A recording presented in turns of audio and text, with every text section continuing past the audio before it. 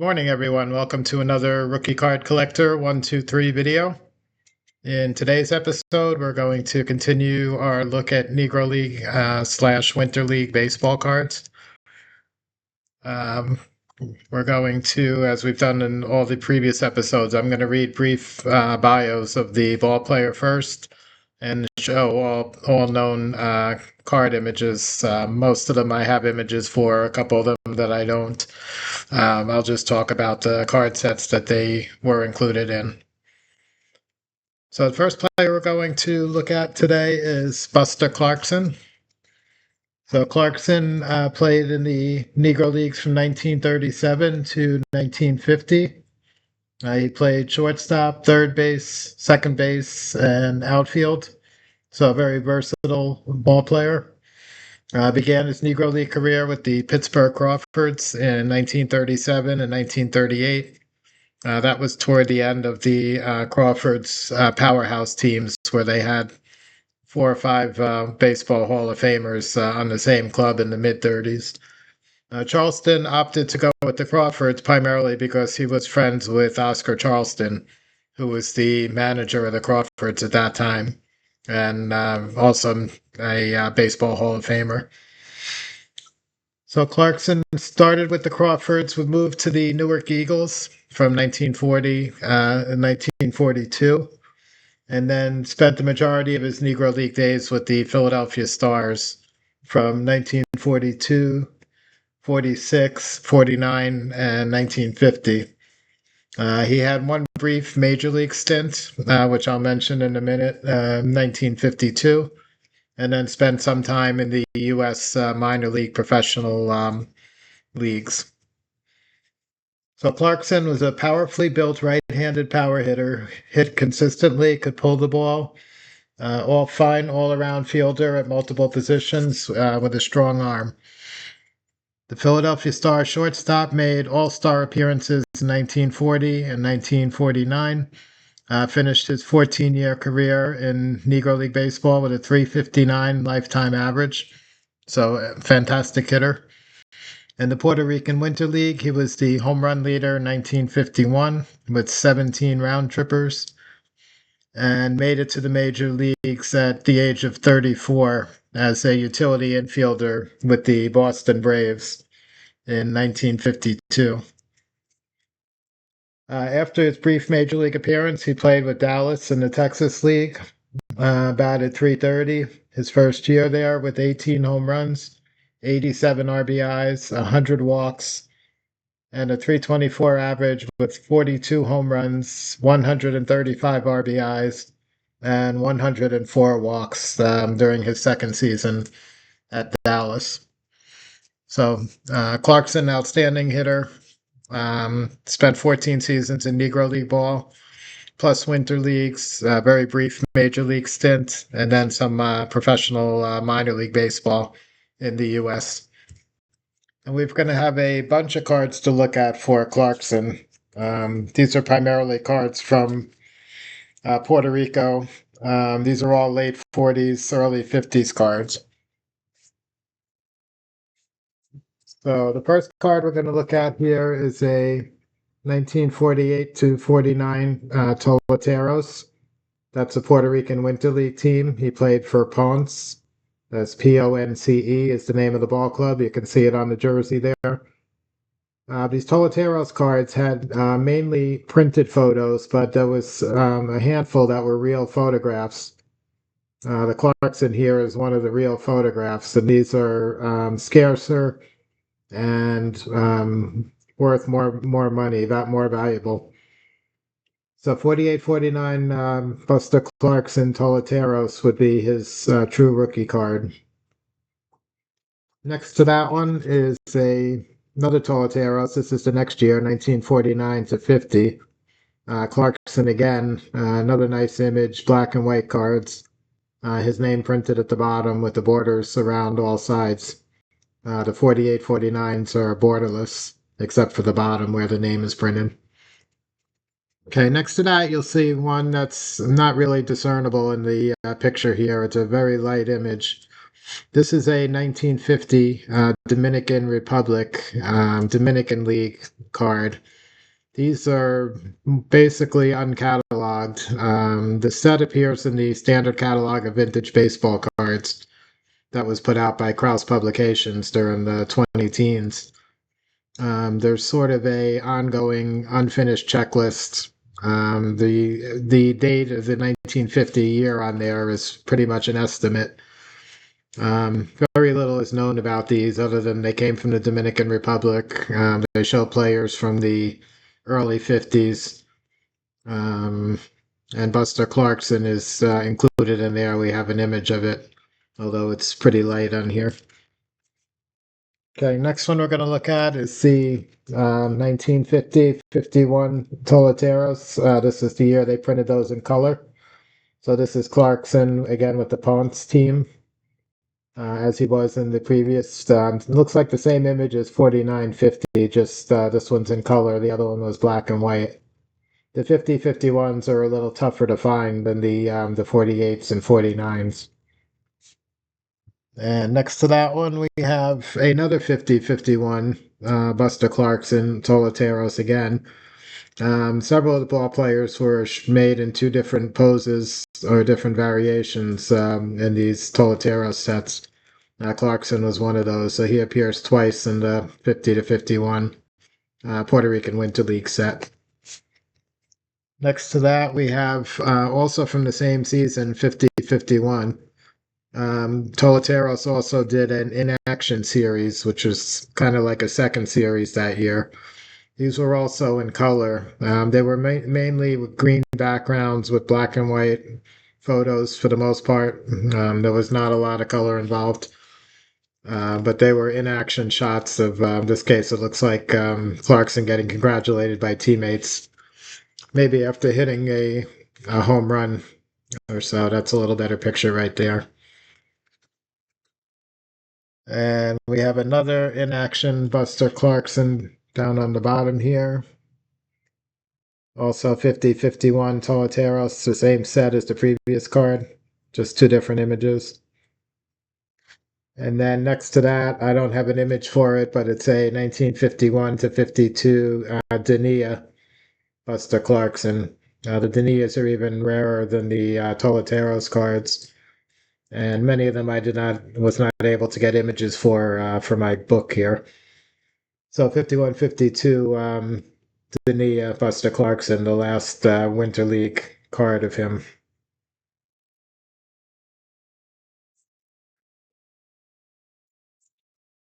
Okay.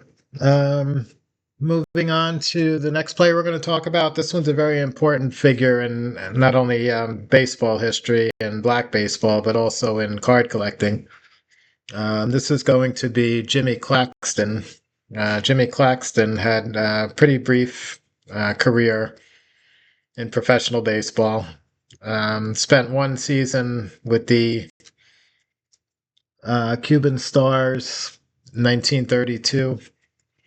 That was sort of a barnstorming team that played in the Midwest and the East in the U.S. here.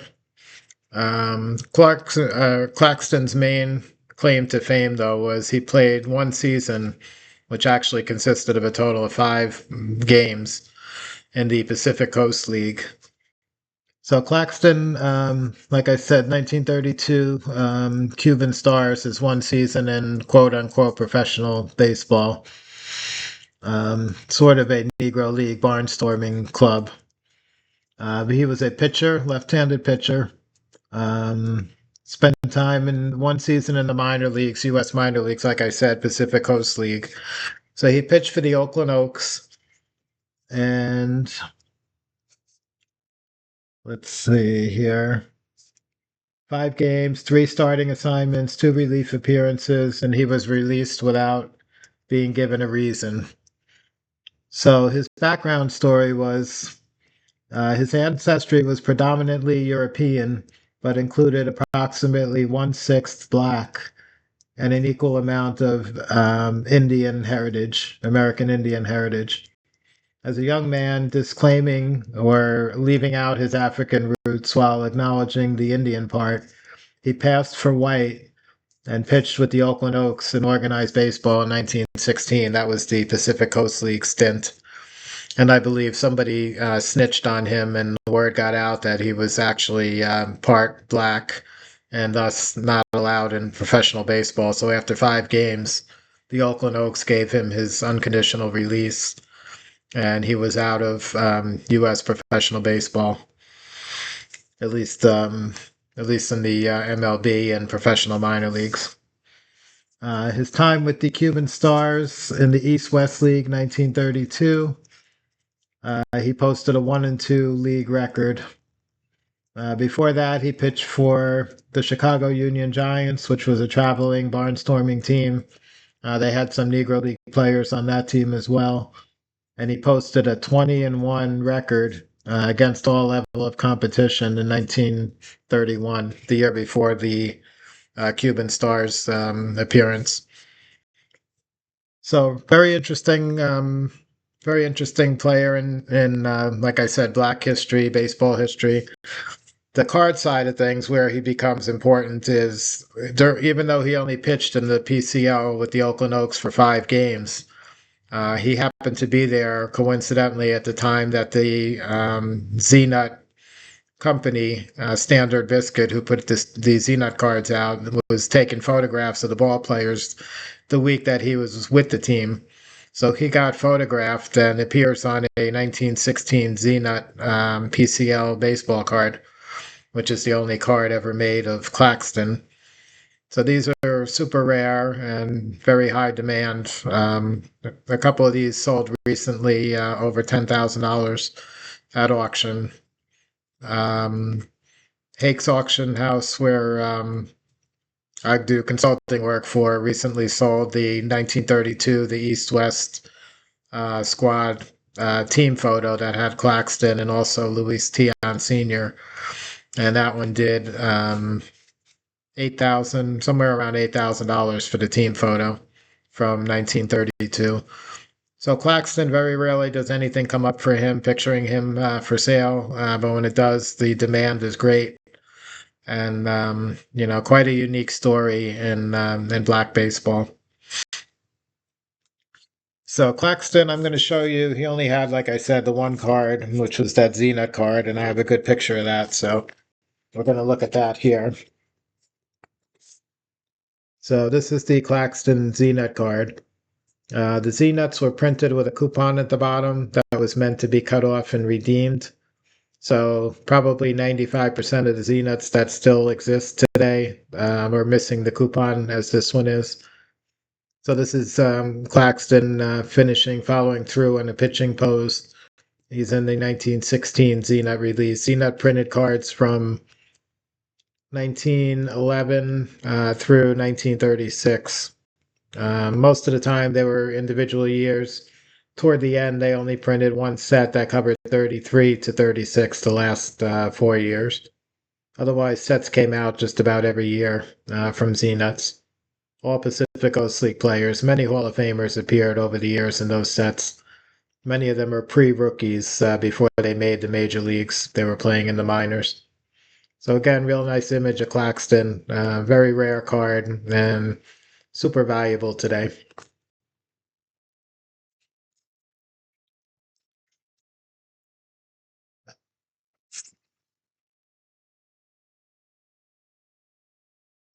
Okay, the next player we're going to look at is Francisco. Perucho was his nickname, Coimbre. So Coimbre played in the U.S. Negro Leagues from 1940 to 46. He was an outfielder, played exclusively with the New York Cubans during those seasons 40, 41, 43, 44, and 46. 5-tool player, strong hitter, natural swing, and sprayed hits to all fields with good power. Could go for the long ball when needed. Was also an outstanding fielder with good range, hands, and arm. Hustler, he had good speed on the bases and was a threat to steal at any time. Starred for the New York Cubans during the 40s. Played right field and batted second while hitting .330 his first year. The next year moved into cleanup and hit 353 with a slugging percentage of 500. Remained in Puerto Rico in 42, returned to a cleanup spot for the Cubans in 43, and credited with a 436 batting average. That's staggering.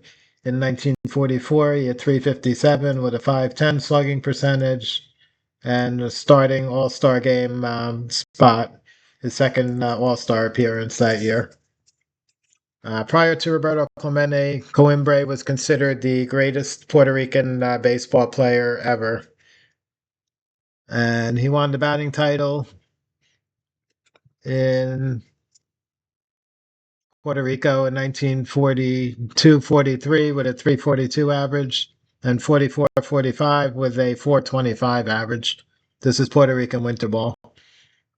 And played with Ponce during the decade of the 40s, compiled consecutive batting averages of 401, 372, 376, 425, 333, 333, 323, and 336.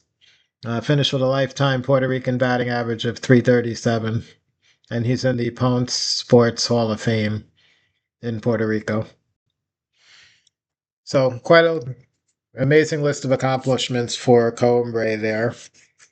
We're going to look at, he's got several cards as well. Again, these are primarily picturing him in his Ponce uniform from Puerto Rico Winter League. So the first one here is his rookie card, which is the 1948 to 49 Toleteros. Again, this is the Puerto Rican Winter League. The first year Toleteros printed the cards. These are black and white with borderless photos, and the only border being on the bottom where the name is printed.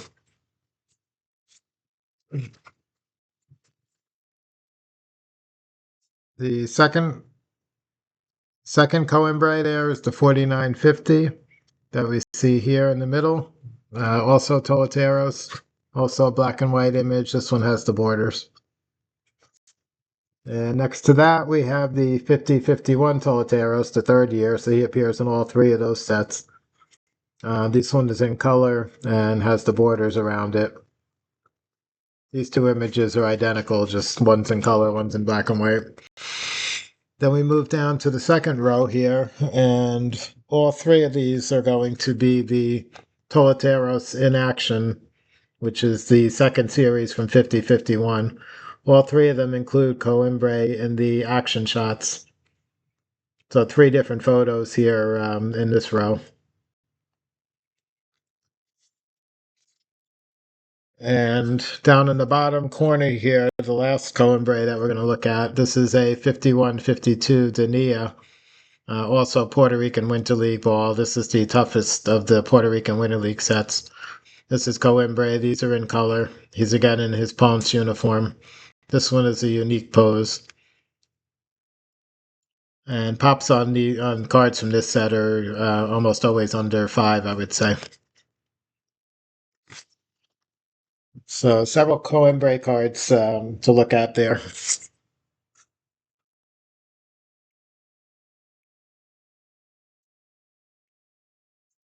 And we'll do one more player and show a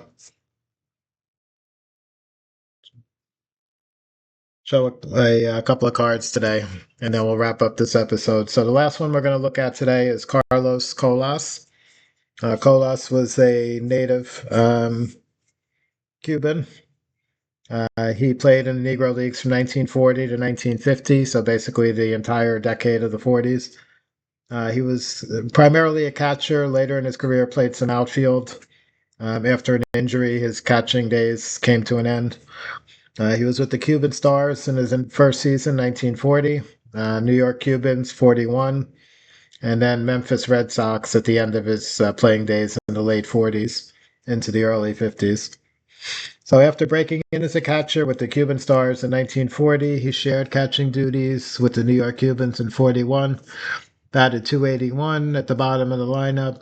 Almost a decade later, he joined the Memphis Red Sox in 1949, hitting .242 and .268 with average power during his 2 seasons there. and stole 18 bases in 1950. He continued catching for the Red Sox for 2 more years. The Negro American League started to deteriorate in talent at that point. That was a few years after Jackie Robinson integrated Major League Baseball. So Carlos Colas, a little more of a nondescript player than some of these others that we've looked at today, but still a well-known figure in Negro League baseball history and in Cuban baseball history as well.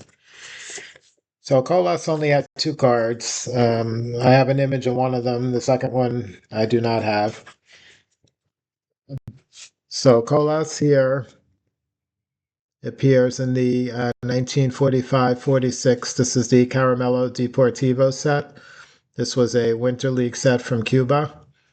This is, relatively speaking, this is one of the easier sets to find cards from if you're looking to collect Cuban baseball from the pre-war days, and especially with Negro League images on it. So Colas is here. It's a black and white photo. The card number appears in a baseball in the bottom corner of the card. Otherwise, it's an image of the player. On the back is the Caramello Deportivo advertising. That was a candy company in Cuba. And the other Colas card that exists is a 1949-50. It's called Acebo e Cia. And these were pretty scarce. They're not as impossible to find as some others, but they were very small, tiny square type cards. They're roughly about the size of a 1930 Bagor chocolates set that had a lot of U.S. Major League players in it. So similar size to that, also black and white. We don't have an image of the Carlos Colas from that set, but the only other cataloged card for him.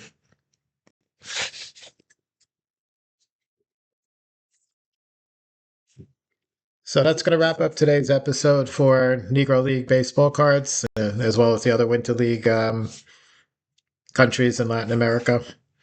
Hope you got some good information and enjoyed the video. And you guys have a great day, and I'll catch you on the next one.